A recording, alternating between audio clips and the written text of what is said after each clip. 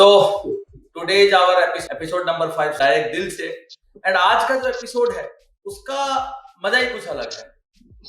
आज का एपिसोड है journey from dreams to success. काफी सारे बच्चे मेरे पास आते हैं, बोलते हैं कि सर हमारा इस साल नीट में नहीं हुआ, इस साल जेई में नहीं हुआ, हम क्या करें, हम पे बहुत प्रेशर है। तो मैं आज आपके सामने dear students and all the parents of North East, आज मैं आपके सामने ऐसे गेस्ट लेके आया हूं जो रियली आपको बहुत मोटिवेट करेंगे। एंड मैं अपना स्पीच शुरू करने से पहले एक शायरी पढ़ना चाहूंगा कि काम करो ऐसा कि एक पहचान बन जाए, हर कदम ऐसा चलो कि निशान बन जाए। काम करो ऐसा कि एक पहचान बन जाए, हर कदम ऐसा चलो कि निशान बन जाए। यहाँ जिंदगी तो हर कोई काट लेता है जनाब, यहाँ जिंदगी तो हर कोई काट लेता है जनाब, जिंदगी जियो इस कदर की मिसाल बन जाए। तो welcome Manoj Deka and Haider Ali. One is from engineering background and other is from medical background. And दोनों ही नॉर्थ ईस्ट के स्टूडेंट्स के लिए, नॉर्थ ईस्ट के पेरेंट्स के लिए मिसाल है। दोनों ही अपनी लाइफ में बहुत स्ट्रगल किए, हिम्मत नहीं हारे और फाइनली अपने सक्सेस को पाए। हमने बचपन में एक राजा की कहानी सुनी थी कि एक राजा होता है जो अपने साम्राज्य को बचाने के लिए काफी बार लड़ाई लड़ता है और हर बार वो लड़ाई को हार जाता है। पहली लड़ाई गया हारा, दूसरी हारा, तीसरी हारा, चौथी हारा, 10 लड़ाई हार गया, 20 लड़ाई हार गया, वो हर वार को वो हारा। फाइनली वो परेशान होके और हताश होके एक गुफा में बैठा हुआ था और उसने अपना जो इंस्पिरेशन था, एक चींटी से उसको इंस्पिरेशन मिला। उसने देखा कि एक चींटी जो है बार बार ऊपर चढ़ने की कोशिश कर रही है, फिर गिर जा रही है, फिर ऊपर चढ़ रही है, फिर गिर जा रही है, फिर ऊपर चढ़ रही है, फिर गिर जा रही है। तो राजा सोचा कि यार मैं तो 20 बार ही मैं लड़ाई में गया और 20 बार मैं सक्सेसफुल नहीं हुआ और मैं एकदम निराश हो गया। ये चींटी तो मेरी आंखों के सामने कम से कम 100 बार कोशिश कर ली है, फिर भी ये निराश नहीं हो रही, फिर कोशिश किए जा रही है। और फाइनली वो चींटी अपने मुकाम में, अपने जो फाइनल जो उसको सक्सेस लेना था उसमें सक्सेसफुली और अपना मुकाम हासिल किया और फाइनली वो चींटी जो है वॉल को क्रॉस कर गई। तो आपके सामने आज ऐसे ही 2 कैंडिडेट में लाया हूं, मनोज डेका एंड हैदर अली। उस राजा को चींटी से इंस्पिरेशन मिली थी और मैं चाहूंगा आज हमारे बच्चों को और पेरेंट्स को मनोज डेका एंड हैदर अली से इंस्पिरेशन मिले। एंड रियली मैं पर्सनली अप्रिशिएट करता हूं इन दोनों को कि इन्होंने काफी सक्सेस अनसक्सेस के बाद हार नहीं मानी और फाइनली अपनी डेस्टिनेशन को पाया। तो मैं कहानी स्टार्ट करता हूं सबसे पहले मिस्टर मनोज डेका से। मनोज डेका 2012 में मेरे पास इंजीनियरिंग के लिए ड्रॉपर बेंच में आया था और मेरा मनोज डेका को पढ़ाते पढ़ाते मनोज के साथ एक अच्छा रिलेशनशिप हो गया। हम काफी बातें, क्लास के अंदर तो हम टीचर और स्टूडेंट थे, लेकिन क्लास के बाहर हम फ्रेंड्स टाइप भी थे, बहुत सारी बातें शेयर करते थे, बहुत सारी चीजें जानते थे। फाइनली 1 साल की प्रिपरेशन के बाद मनोज आईआईटी के एग्जाम में अपीयर हुआ, लेकिन आईआईटी में मनोज का सिलेक्शन नहीं हुआ, जेई क्रैक नहीं कर पाया, एआईट्रिपल का एग्जाम क्रैक नहीं कर पाया।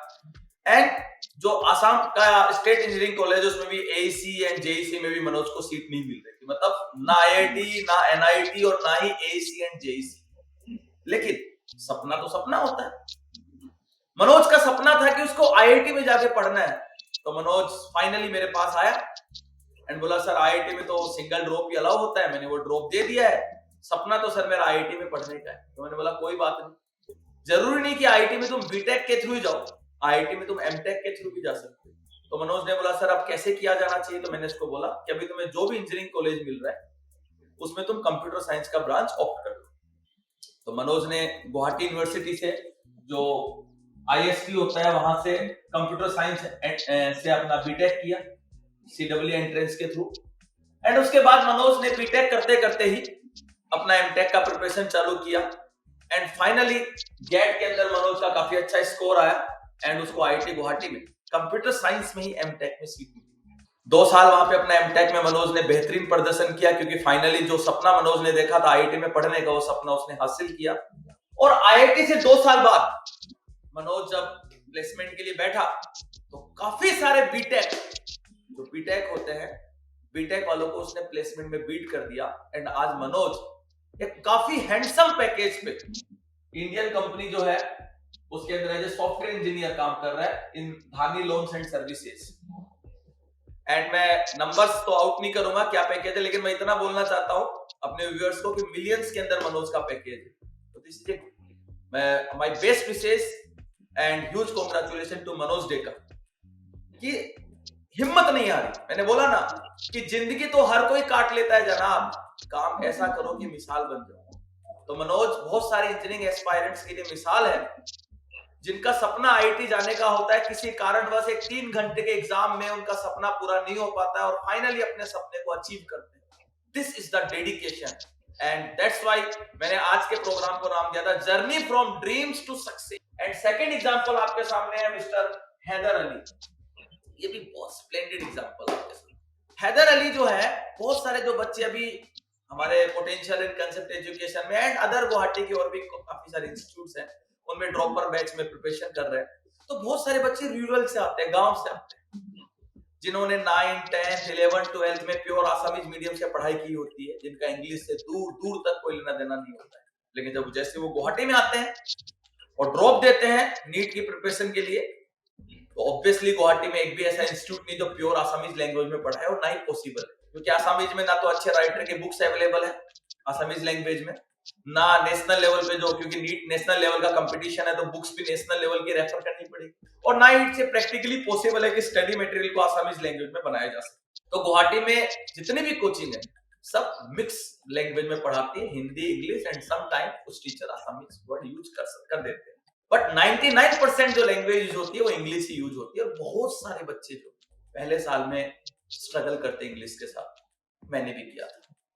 मैं भी अपना क्लास 12 तक हिंदी मीडियम से था और अचानक से जब मैंने अपना ड्रॉप दिया था तो मैंने इंग्लिश मीडियम में पढ़ाई की। ड्रॉप के दौरान मुझे भी 2-3 महीना प्रॉब्लम फेस हुआ। तो हैदर अली आपके सामने एग्जांपल है, जो प्योर आसामीज मीडियम से पढ़ा हुआ लड़का था।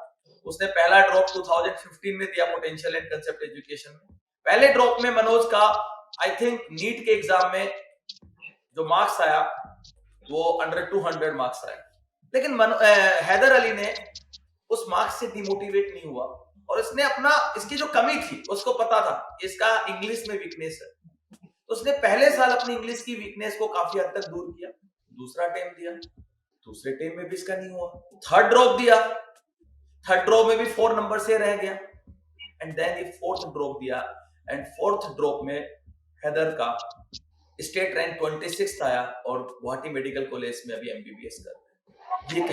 ये बताता है डिटर्मिनेशन, ये बताता है डेडिकेशन कि सपना तो भाई सपना ही होता है। यदि सपना हमने डॉक्टर बनने का देखा है तो हम कंपाउंडर से एडजस्ट नहीं करेंगे, और यही चीज मनोज ने भी साबित किया कि यदि सपना इसका आईआईटी से था, ग्रेजुएशन नहीं तो पोस्ट ग्रेजुएशन कर लिया। तो दोनों ने अपने अपने सपने को पूरा किया, दोनों ने काफी जिंदगी में स्ट्रगल किया एंड फाइनली आज दोनों सक्सेसफुल पर्सन। तो मैं स्टार्ट करता हूं मनोज से। Welcome Manoj in the show. Thank you sir. And welcome Haider in the show. Thank you sir. Okay, तो मनोज मैं तुमसे जानना चाहूंगा कि क्या रहा था तुम्हारा मतलब लाइफ में, मतलब तुमने कहां से बिलोंग करते हो, अपना बेसिक एजुकेशन कहां से किया, फिर तुमने ड्रॉप, यहाँ पे जो ड्रॉप देके तुमने 1 साल का जो ड्रॉप दिया उसमें ऑब्वियसली तुम्हारा जेई में और एआईट्रिपल में तो सिलेक्शन नहीं हुआ। क्या यहाँ का जो 1 साल का तुमने ड्रॉप दिया था, क्या ये उस ड्रॉप से, काफी सारे लोग क्या होते हैं कि जब कोचिंग में 1 साल का ड्रॉप देते हैं और उनको सीट नहीं मिलती तो कोचिंग को ब्लेम करके कोचिंग को गालियां देके चले जाते हैं और पता नहीं लाइफ में वो कहाँ खो जाते हैं। लेकिन तुम ऐसे स्टूडेंट थे जिसको यहाँ पे 1 साल का ड्रॉप देने के बाद ना आईआईटी में सीट मिला ना एआईट्रिपल में सीट मिला, उसके बाद भी तुम मुझसे पूरा कनेक्टेड रहे और इवन तुमने अपने छोटे भाई को भी हमारे यहाँ पे एडमिशन करवाया। तो ऐसा क्या तुमने 1 साल में यहाँ पे सीखा, क्या ऐसा जाना कि तुम्हें इतना ट्रस्ट हो गया इस ऑर्गेनाइजेशन पे कि अपने छोटे भाई को भी यहाँ एडमिशन करवाया?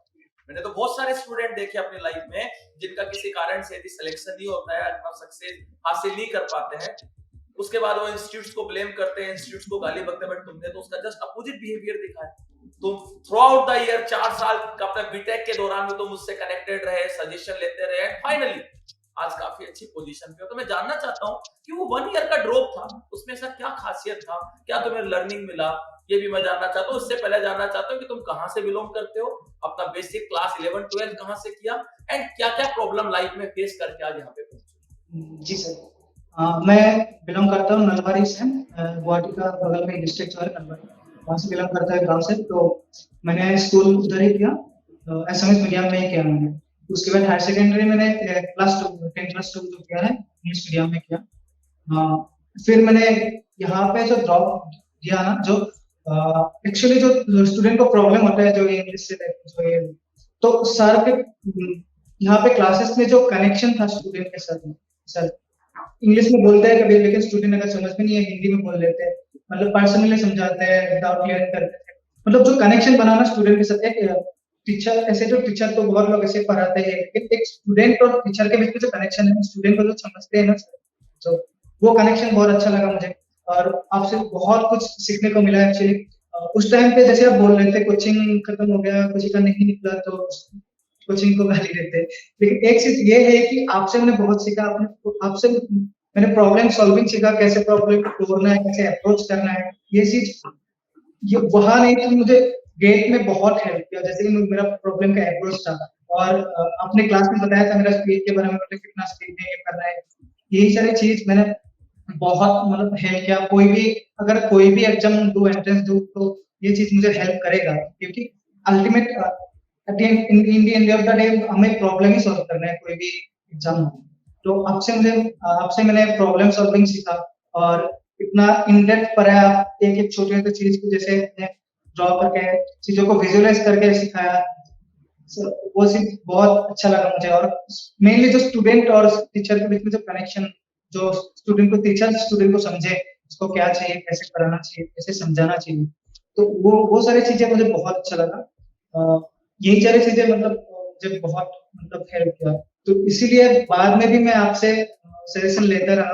बीटेक के बाद मुझे याद है आप खबर लेने घर गए थे, जो नहीं हुआ था, क्योंकि एक्चुअली मैं उस बार जेई का एग्जाम में एलिजिबल नहीं था, मैं एग्जाम नहीं दे पा रहा था।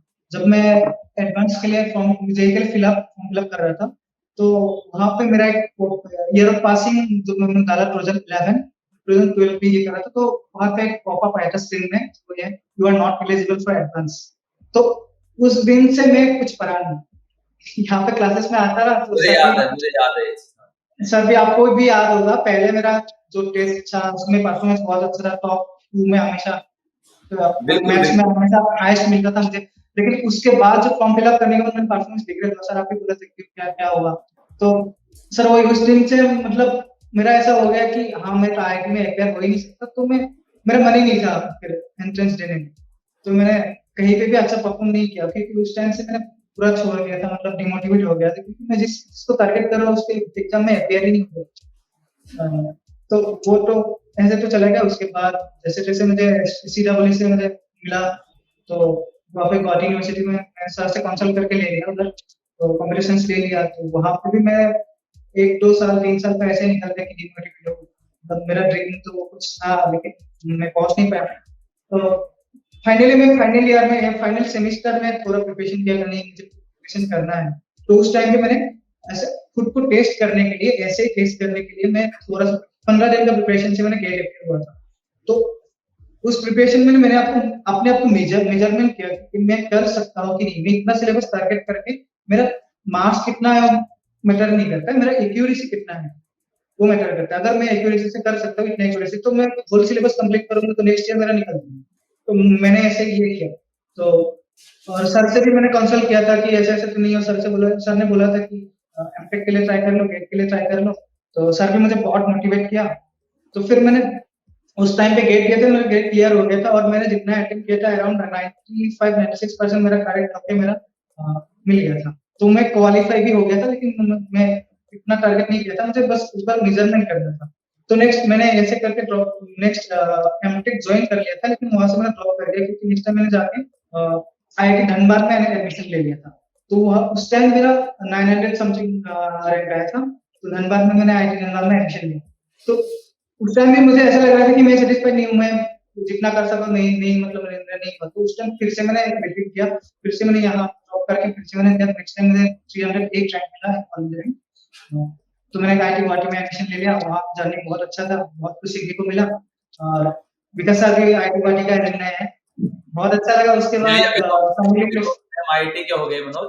तो मतलब मनोज ने जैसा बताया कि नालबारी से बिलोंग करता है। क्लास 10 तक मनोज आसामीज मीडियम से पढ़ाई किया, उसके बाद उसने 11th-12th इंग्लिश मीडियम से किया। एंड मनोज से जो था हमारे टेस्ट जो एनटीएस होते थे उसमें टॉप में ही आता था, लेकिन जब उसका आईआईटी में सिलेक्शन हुआ, रिजल्ट आया, मैं मनोज का नहीं देख पा रहा था, तो मैं काफी शॉक्ड हुआ। तो मैंने कांटेक्ट किया, तो उसने अपनी हकीकत बताई कि सर प्रॉब्लम ये हुआ कि मैं आईआईटी के लिए एलिजिबल नहीं हो पाया, कुछ मिस्टेक कर दी थी उसने। एंड फाइनली मैंने बोला चलो निराश मत हो, तुम इंटेलिजेंट हो, तुम्हें बीटेक नहीं तो एमटेक तुम आईआईटी से करो। उसके लिए मैंने मनोज को जो गाइडेंस हुई वो दी, और आज मनोज फाइनली सक्सेसफुल है।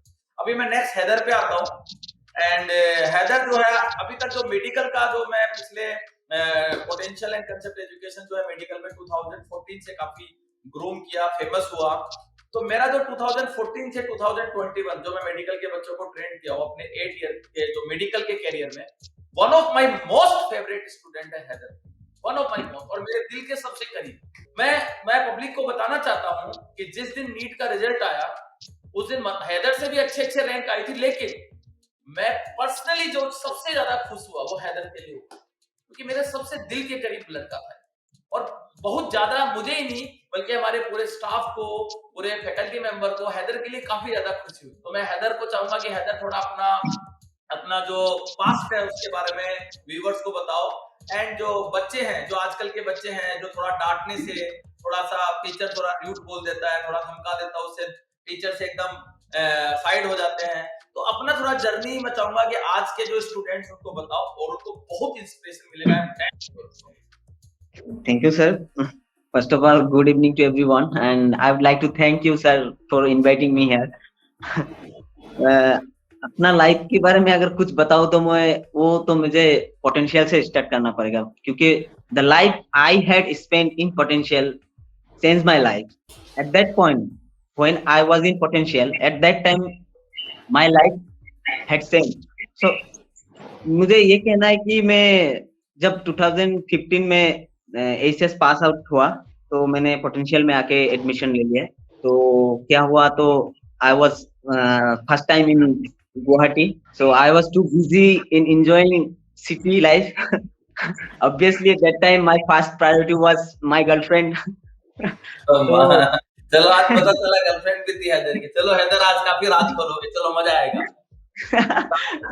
तो क्या हुआ, तो एक साल तो ऐसे घूम फिर के चला गया, तो मुझे वो प्रॉब्लम भी हो रहा था, तो इंग्लिश तो मुझे समझ में नहीं आ रहा था, बायोलॉजी का तो कोई भी टर्म मुझे समझ में नहीं आ रहा था। तो मैंने छोड़ो, थोड़ा एंजॉय कर लेता हूँ, तो थोड़ा एंजॉय भी कर लिया। तो 2016 में जब मैंने अटेम्प्ट किया मेरा फर्स्ट कॉम्पिटिटिव एग्जाम, वो एमडब्ल्यू था। तो एमडब्ल्यू में शायद मुझे 165 मार्क मिला, जबकि वो उसका कट ऑफ था 203 था। तो नहीं मिला। उसके बाद उसी साल में एक नीट भी हुआ था, फेज 1 एंड फेज 2। तो मैंने फेज 1 दिया, तो उसमें भी मुझे 225 मिला आउट ऑफ 720। तो मैंने सोचा फेज 2 देखे क्या फायदा, अभी तो कुछ होने वाला नहीं है। तो मैंने उस टाइम लेकिन एक पॉजिटिविटी आ गया था कि शायद मैं कुछ कर सकता हूँ, अगर थोड़ा और मेहनत करूँ तो मैं कुछ कर सकता हूँ। तो बाद में आके मैं फिर से पोटेंशियल ज्वाइन कर लिया 2017 में। जब मैंने नेक्स्ट सेकेंड ड्रॉप में जब मैं 2007 में नीट में अपियर हुआ, तो उसमें मुझे 403 मार्क मिला, और कट ऑफ शायद 415 था। तो उस टाइम भी मुझे नहीं मिला। तो मैं उस टाइम में मुझे बहुत प्रॉब्लम हो रहा था, मतलब सेल्फ कॉन्फिडेंस बहुत क्या हुआ था। तो मैंने विकास सर से मिला डायरेक्ट आके, और सर ने मुझे देख के बोला कांग्रेचुलेशन हैदर। तो मैं तो बोला सर नहीं, मुझे नहीं मिला। तो उस टाइम सर का रिएक्शन भी देख के मुझे पता चला कि सर को भी बहुत दुख लगा होगा उस टाइम में। तो मैंने सर को सब कुछ बोला कि मुझे ऐसा हो रहा है, ऐसा हो रहा है। तो उस टाइम में मेरे फैमिली में भी प्रॉब्लम हो रहा था। मेरे फैमिली मुझे प्रेशराइज कर रहा था कि तुम कुछ और कर लो। तो मेरा उस टाइम में एग्रीकल्चर का जो एक एग्जाम होता है, वेटरनरी एग्जाम, वो वाला असम में मुझे 7 रैंक मिला था, और CW इंजीनियरिंग में भी 163 रैंक मिला था। तो मेरे पेरेंट्स ने मुझे बोल रहा है कि तुम ये इंजीनियरिंग कर लो या तो फिर वेटरनरी वो कर लो। तो ड्रीम ही होता है ना। तो मेरा सपना तो वही था कि नहीं, मुझे डॉक्टर बनना है। तो मैंने किसी का बात नहीं सुना, मैं घर से आके सीधा सर से मिला, विकास सर से मिला और उनसे बात की। तो सर ने मुझे एक बात बोला कि भाई तुम आ जाना क्लास करने के लिए। तुम पैसा की टेंशन मत लो, एडमिशन की ऐसा टेंशन मत लो, तुम सिर्फ आ जाओ, क्लास करो। तो वो जो मोमेंट था ना, तो वही था जिसने मेरा लाइफ को मतलब आज जो कुछ भी हूँ मैं, तो वही था जो मोमेंट ने मुझे मेरा लाइफ चेंज कर दिया। तो उसके बाद मैंने फिर से क्लास शुरू किया विदाउट एनी मनी। सर ने मुझे फ्री एडमिट किया और क्लास आने के लिए परमिशन दे दिया, तो मैंने क्लास अटेंड कर दिया। और इंशाल्लाह 2018 में मुझे 526 मार्क्स मिला और 26 रैंक मिला ऑल असम में। तो इतना था मेरा लाइफ का जर्नी। तो मैं ये कहना चाहता हूँ कि विकास सर के बारे में मैं एक बात कुछ कहना चाहता हूँ कि ये सर जो मेरे लाइफ में नहीं आता ना, तो शायद मैं आज इतना कुछ नहीं कर पाता, क्योंकि मेरे पास इतना बैकग्राउंड नहीं था कि मुझे यहाँ तक लेके आए। Because I didn't have my family support, no one is there behind me. तो thank you sir for all.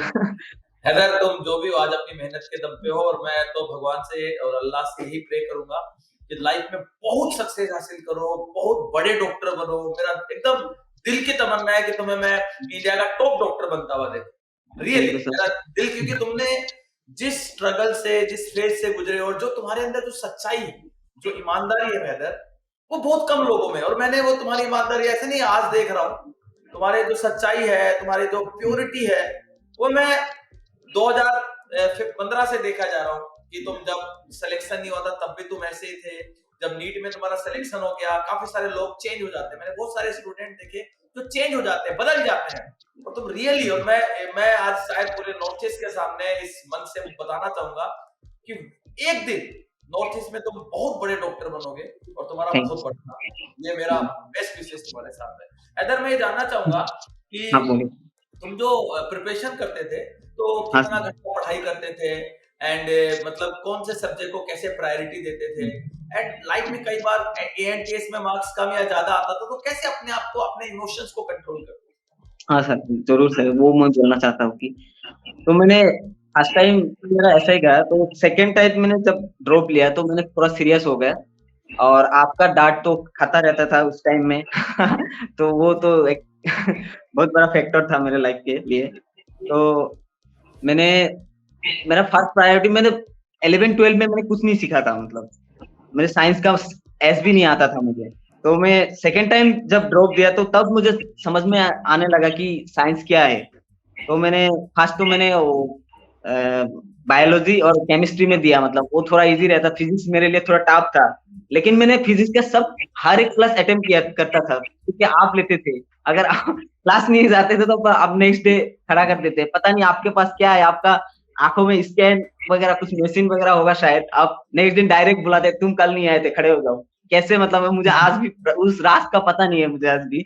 हाँ तो सर तो मैंने बायोलॉजी का जो टीचर लोग पढ़ाते थे, तो मैं क्लास में ध्यान देते थे, वो समझ लेते थे क्या क्या है ये सब। तो मैंने ऐसा नहीं, टाइम टेबल नहीं था मेरा कि मैं इतना घंटा मुझे पढ़ना है, लेकिन मैंने जब इतना घंटा पढ़ा, क्वालिटेटिव था मेरा, क्वांटिटेटिव नहीं था। तो इसलिए मुझे सेकंड टाइम में मुझे सब कुछ समझ में आने लग रहा था। तो मैं तब मेरा बायोलॉजी और केमिस्ट्री का जो पूरा कंसेप्ट में मैं सेकंड ड्रॉप में मेरा हो गया था, मतलब कंसेप्ट क्लियर हो गया था। और फिजिक्स का मेरा वीक था मेरा फिजिक्स, क्योंकि मैं 11-12 में मैंने मैथ का कुछ भी पता नहीं। मैथ तो बहुत बड़ा फैक्टर होता है मेरे हिसाब से, मतलब फिजिक्स के लिए मैथ्स थोड़ा बहुत आना चाहिए। तो मुझे फिजिक्स का जो इजी चैप्टर था, और आपका जो आपने जो इलेक्ट्रोडायनेमिक्स वो सब इतना इंटरेस्टिंग वे से आपने पढ़ा रहा था, तो मुझे वो सब समझ में आ रहा था। तो मैंने फिजिक्स का वो जो पोर्शन मेरे लिए इजी हो रहा था, मैंने वो सब में मतलब थोड़ा ज्यादा ध्यान दिया। और जो मेरे लिए ज्यादा टफ हो रहा था कि ये सब मेरा नहीं हो रहा है, तो मैं इसमें थोड़ा टाइम कम दिया। तो ऐसे करके प्रिपेयर किया। और मोस्ट मेरे लिए जो अच्छा फैक्टर था वो था एआईटीएस सर। आपका जो आप लोग जो एआईटीएस हेल्प कर रहे थे, वो एआईटीएस मुझे बहुत कॉन्फिडेंस दिया है, क्योंकि मैंने बहुत सारा एआईटीएस अटेम्प्ट किया थे, तो उसमें अच्छा मार्क आने लगे थे। अगर ज्यादा मार्क आएगा तो टीचर लोग मतलब प्रेस कर रहे थे, तो वो अच्छा लग रहा था। अगर कभी गलती से मतलब खराब हो रहे तो टीचर लोग बुलाते थे, क्या हुआ तुम्हारा, ऐसा क्यों हुआ। तो वो सब सारे चीज मुझे मतलब ग्रो किया, मतलब मुझे ऐसा लग रहा था। तो मैं जो सुन रहे हैं, जो स्टूडेंट्स है जो ये चाहता है कि उसको नीट क्रैक हो जाए, तो उन लोगों के लिए कुछ बोलना चाहता हूँ कि you are not late, nobody is late, nobody is early. तो कल क्या हुआ है वो मैटर नहीं करता, कल क्या होने वाला है वो मैटर करता है। तो मैं ये कहना चाहता हूँ कि मैंने 2017 में मेरा कुछ गलतियां हो जाते हैं। 2017 में जब मैं एग्जाम दिया था तो पहले मैंने क्वेश्चन पेपर में सॉल्व करके लास्ट एंडिंग का जो 15 मिनट्स होता है तब मैंने ओएमआर में वो सब मार्क करते थे। तो उसी हिसाब से मेरा 7 क्वेश्चन मिस्टेक हो गया, तो -35 मुझे मिल गया।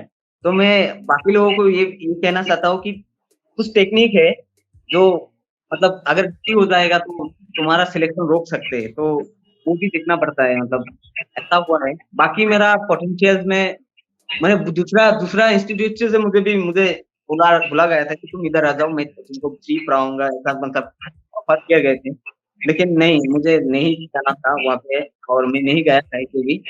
फाइनली पोटेंशियल में था मैं, और 3 साल में मुझे हाँ मेरा वक्त थोड़ा लॉस हुआ है, but I don't regret about that.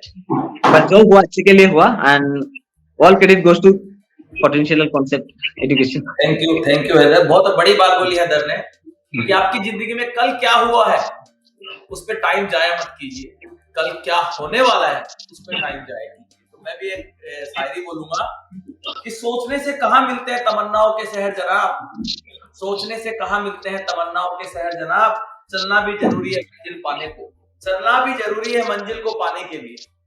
तो हैदर बहुत ही बड़ी बात बोली तुमने। अपने व्यूवर्स को ये बताना चाहूंगा कि अभी तुम जिस कंपनी में वर्क कर रहे हो वो कंपनी मतलब वर्क फ्रॉम होम कर रहे हो या अभी जो उसका कंपनी में भी ओरिजिनल अपने प्लेस से काम कर रहे हो? ये कंपनी कहाँ की बेस्ड है? बेंगलोर, मुंबई, दिल्ली, कहाँ कौन से जगह की बेस्ड कंपनी? जरा थोड़ा सा अपने करंट पोजीशंस के बारे में मैं चाहूंगा कि व्यूवर्स को बताओ।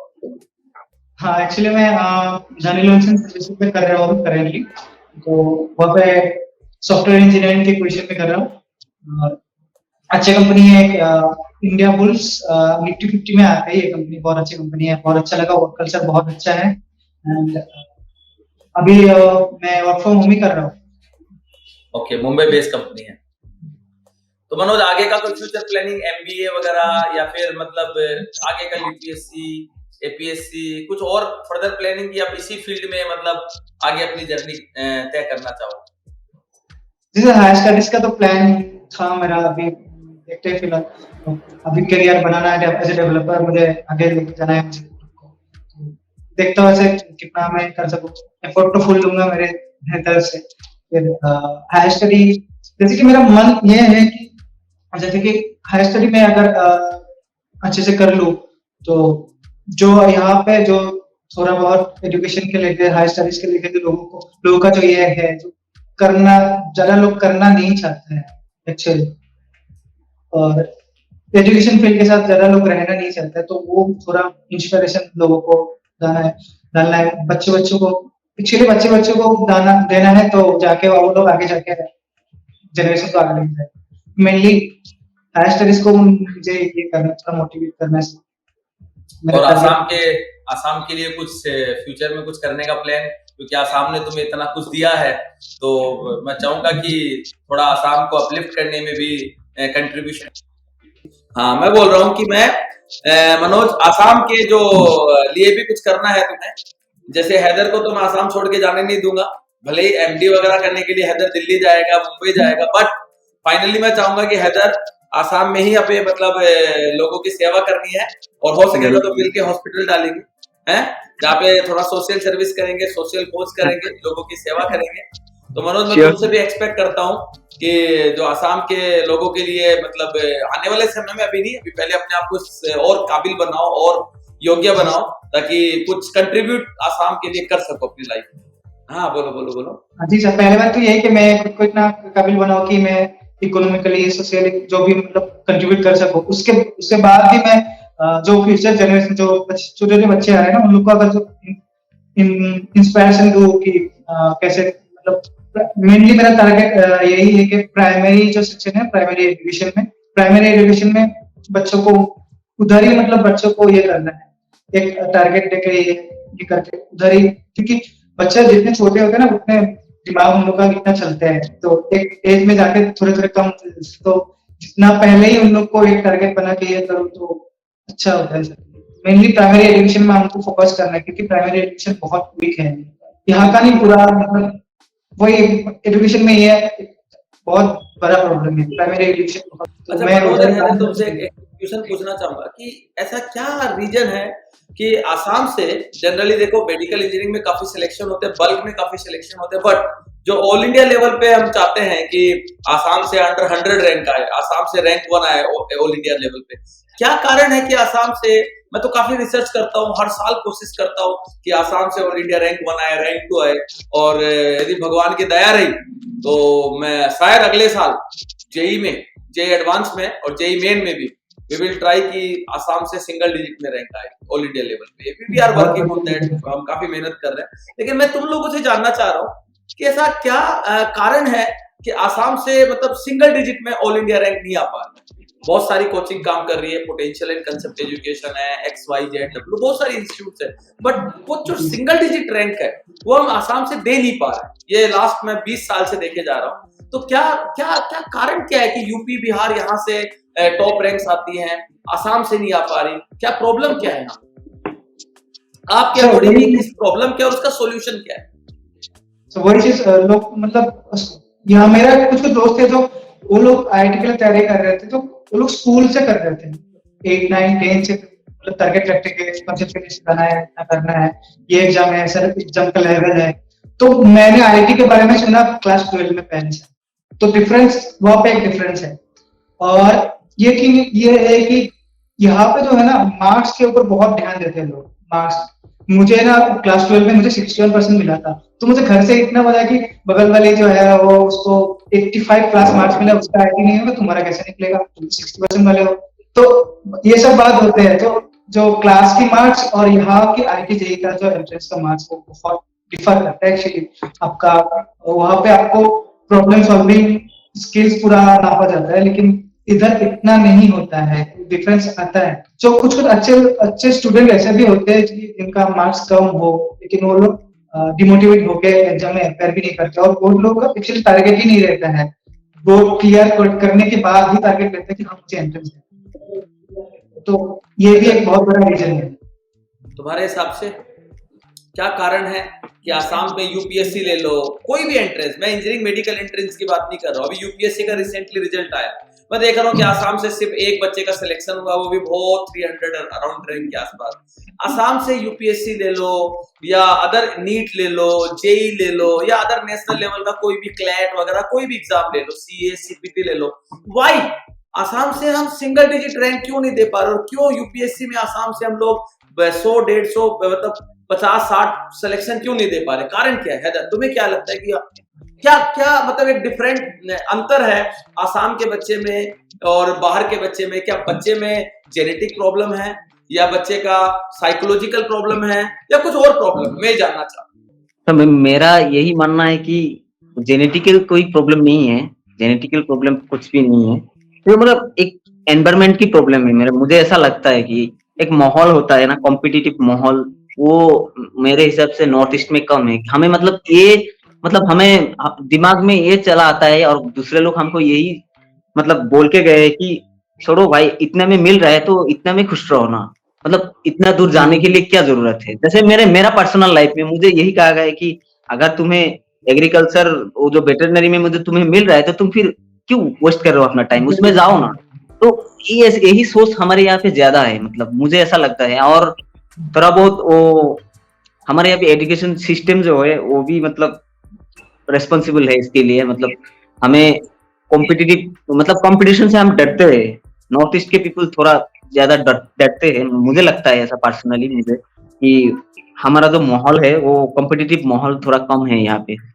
मतलब आसानी से मिल जाए तो कुछ भी मिल जाए, वही उसी से मतलब अपना। जैसे हम आसाम के लोगों का बिल्कुल सही बात है, सेटिस्फेक्शन लेवल बहुत वो है कि चलो जो भी लाइफ में अच्छा है, मतलब ये एक अच्छी बात भी है, ये एक अच्छी बात भी है कि आसाम के लोग मतलब खुश रहते हैं, हैप्पीली लाइफ जीते हैं। ये एक तरह से देखें तो पॉजिटिव चीज भी है, लेकिन दूसरे एंगल से देखें तो इसमें नेगेटिव भी है।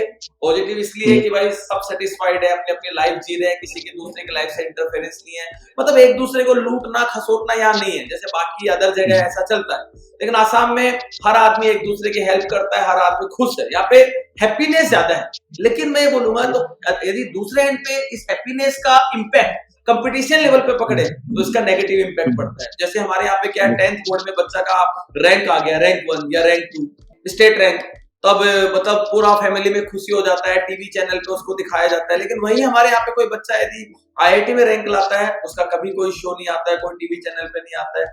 तो बिल्कुल सही बात है कि हमारे जो पेरेंट्स है वो बच्चों से मतलब बहुत ज्यादा ही लगाव रखते हैं, ज्यादा बच्चों पे प्रेशर नहीं डालना चाहते हैं, स्ट्रेस नहीं डालना चाहते हैं। इवन हम कोचिंग में भी कई बार ट्राई करते हैं, बच्चों को थोड़ा प्रेशराइज करने की कोशिश करते हैं ज्यादा पढ़ने के लिए। तो पेरेंट्स का हमारे पास कॉल आता है कि नहीं, बच्चे के ऊपर प्रेशर थोड़ा ज्यादा हो गया, बच्चा अभी थोड़ा ज्यादा मतलब पढ़ाई ज्यादा कर रहा है, शायद बीमार हो जाएगा। तो मैं पेरेंट्स से भी रिक्वेस्ट करना चाहूंगा कि कम में सेटिस्फाइड मत होइए, ज्यादा में सेटिस्फाइड होइए। और ये जो 10th बोर्ड का जो मार्क्स है मेरे हिसाब से, और या बच्चे को कम्पिटिटिव बनाइए, मतलब मार्क्स के पीछे मत दौड़वाइए कि बोर्ड में मार्क्स लाना है, एंट्रेंस का प्रिपरेशन नहीं करना। मैं एग्जांपल देना चाहूंगा, मैं भी 2-3 दिन पहले यूपीएससी का जो टॉपर है, बिहार से आया है, जो रैंक 1 आया, उसका मतलब एक स्पीच सुन रहा था।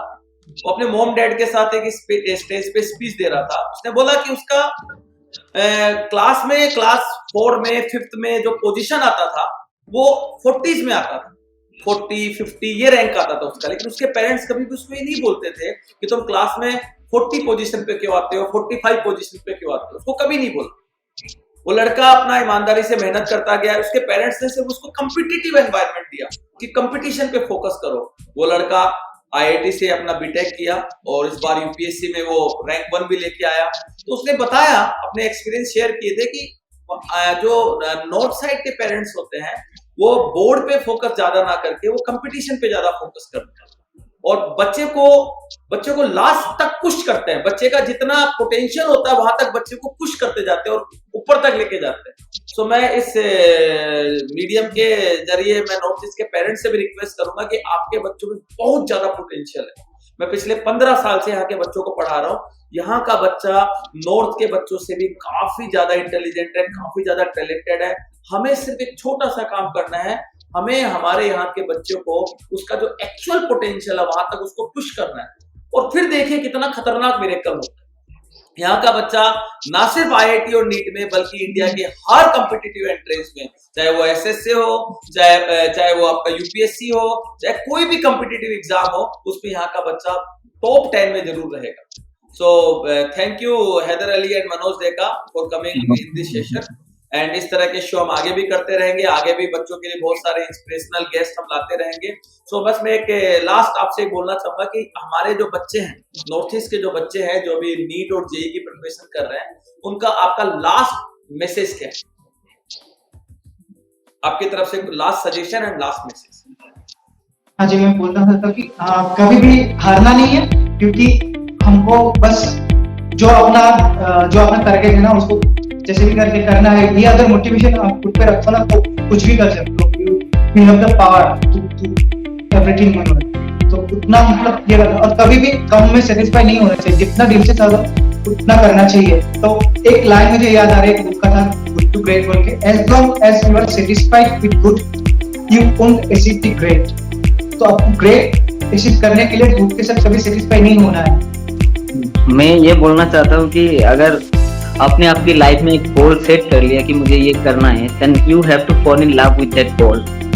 गोल के बिना जब तुम आप लोगों को मतलब उस गोल से जब प्यार हो जाएगा ना, तो शायद कोई नहीं रोक पाएगा आपको उस गोल को अचीव करने के लिए। तो मेरा कहना ये है कि जो हुआ लाइफ में छोड़ो उसके बारे में, अब आगे क्या करना है उसके लिए जस्ट उसमें फोकस करो और ये होप रखो कि हो जाएगा, सब ठीक हो जाएगा। तो यही कहता हूँ कि बेस्ट ऑफ लक। मैं भी लास्ट मैसेज देता हूँ अपने सारे व्यूअर्स को एंड सारे पेरेंट्स को कि बातों ही बातों में विश्वास बदल जाता है, बातों ही बातों में विश्वास बदल जाता है, रातों ही रातों में इतिहास बदल जाता है। मेहनत कर अरे ओ बंदे, मेहनत कर अरे ओ बंदे, धरती की तो क्या कहे आसमान बदल जाता है। और बिल्कुल हैदर और मनोज ने अपना डेस्टिनी को बदल के दिखाया और मैं चाहूंगा कि नॉर्थ ईस्ट के ऐसे हजारों बच्चे अपने डेस्टिनी को बदल के दिखाएं, अपने अनसक्सेस से डिमोटिवेट ना हो, मेहनत करते जाएं। कल क्या हुआ था उसके बारे में ना सोचे, कल क्या होने वाला है उसके बारे में सोचें। Thank you.